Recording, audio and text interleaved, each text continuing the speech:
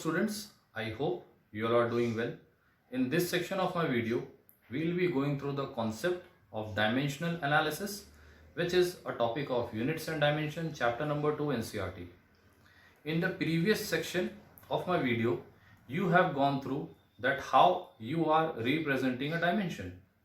I had already explained that the basic dimensions of a physical quantity can be expressed in terms of mass, length and time. Now, in this section, we will be calculating the dimension of few basic quantities which are very important. With the help of this illustration, you can calculate the dimension of multiple parameters.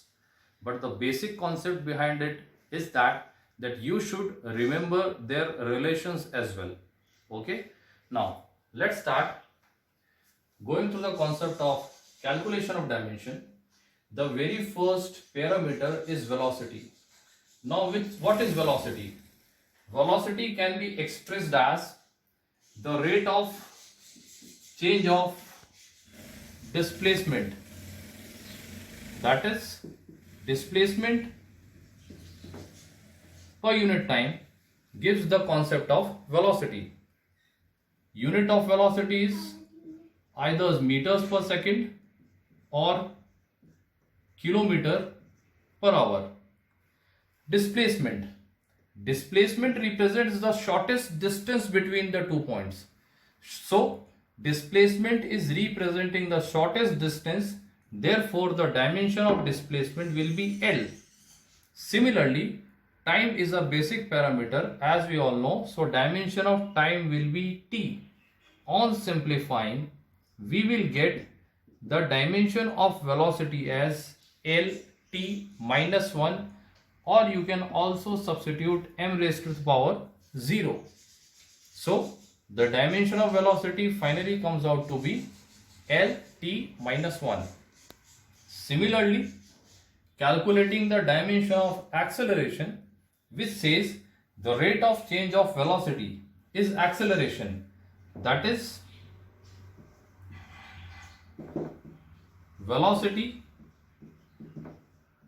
per unit time gives the magnitude of acceleration, having a unit of meter per second square or kilometer per hour square. Here we have another parameter, velocity. We had already calculated the dimension of velocity as Lt minus 1. So there is no need to split this velocity in displacement upon time. You can directly substitute the dimension of velocity as Lt minus 1. Again, the denominator has a value time, can be substituted as t. On solving, you will get the the dimension of acceleration as Lt minus 2. Therefore, the dimension of acceleration comes out to be Lt minus 2.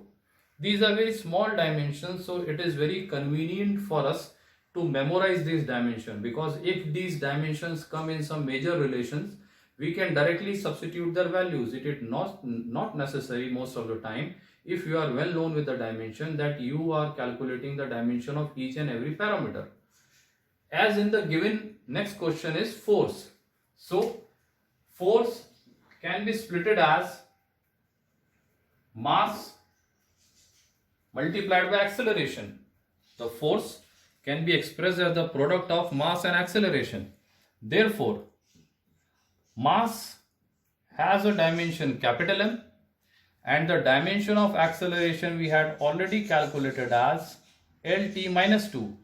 Therefore, dimension of force comes out to be Lt minus 2.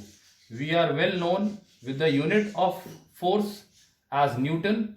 We represented it by capital N.